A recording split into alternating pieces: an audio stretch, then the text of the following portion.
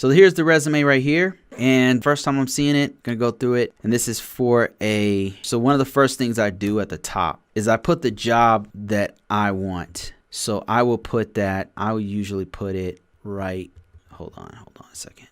Let's just put it right here. You can put it below the name and contact information or above, whatever, but you want to put it up top somewhere. And there's a couple reasons why you do that. You want to catch the recruiter's eyes, like whoever is reading your resume, you want to immediately catch their attention in their eyes. Also, the search algorithms are searching for certain keywords, and you want to put that in your resume as much as possible. This is an opportunity for you to do that. So let's say this person is looking for cybersecurity analyst. I don't know what A is looking for, but if it was a security control analyst, I would put that title right below your name or right below your contact information or even above all that stuff. But it has to be somewhere up top. It's just a really good technique to use. All right.